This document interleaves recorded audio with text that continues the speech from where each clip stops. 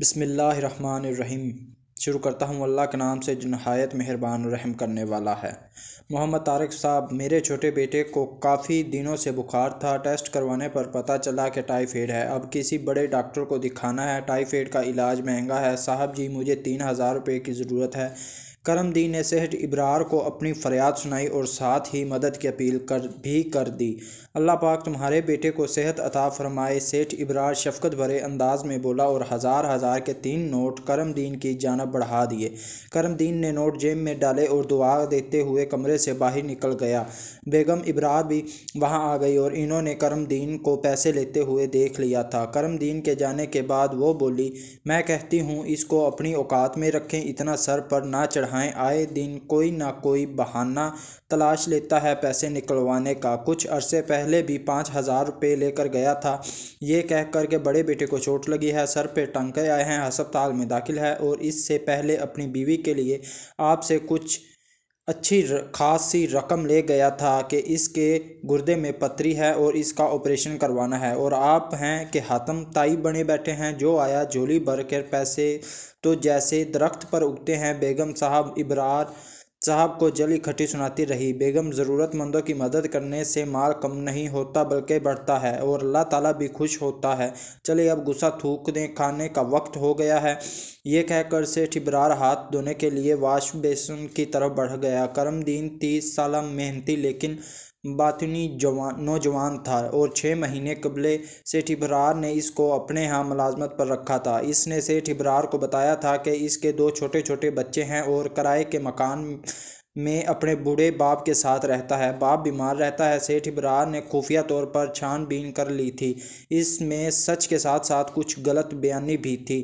شام کو جب سیٹھ صاحب اپنی فیکٹری سے واپس آئے تو بیگم صاحب کو اپنا منتظر پایا۔ سلام دعا کے بعد جب سیٹھ صاحب نے خیریت دریافت کی تو وہ پھوٹ پڑی اور زور سے کہنے لگی، میں نے کہتی تھی کہ مجھے تو پہلے ہی یہ سب کچھ ڈر لگتا تھا۔ آئے دن کوئی نہ کوئی بہانہ کر کے رقم لے جاتا ہے، آخر ہوا کیا؟ سیٹھ صاحب بیگم صاحب کی بات کاٹتے ہوئے بولے، یہ پوچھو کہ کیا نہیں ہوا؟ وہ تنگ کر بولی، اچھا تو بتائیں کیا نہیں؟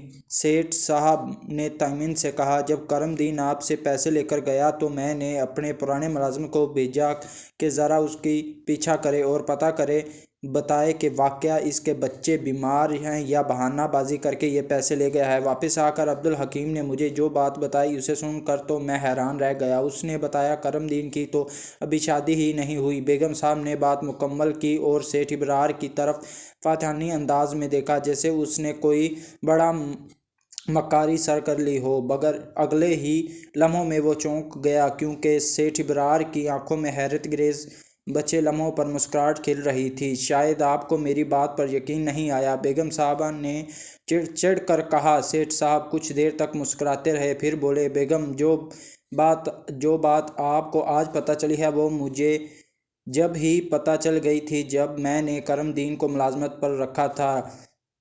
کل کیا ہوا؟ بیگم صاحب اچھل پڑی اور اس کے باوجود بھی بیگم صاحب نے کچھ کہا چاہا مگر سیٹھ ابرار کی بات کاٹتے ہوئے بولی، اس کے باوجود بھی کہ مجھے علم ہوتا تھا کہ یہ جھوٹ بول رہا ہے، پھر بھی میں اس کی مدد کر دیا کرتا تھا کہ مجھے یہ بھی معلوم ہے کہ یہ واقعی ضرورت مند ہے، مگر اپنی حقیقت ضرورت کو بیان کرنے کے بجائے مختلف بہانے بناتا ہے تاکہ اس کی بات میں وزن ہو اور میں انکار نہ کر سکوں۔ دراصل میں اس کے باپ کا مقروض ہوں، یہ بہت پرانی بات ہے، وہ میرا کلاس فیلو بھی رہ چکا ہے۔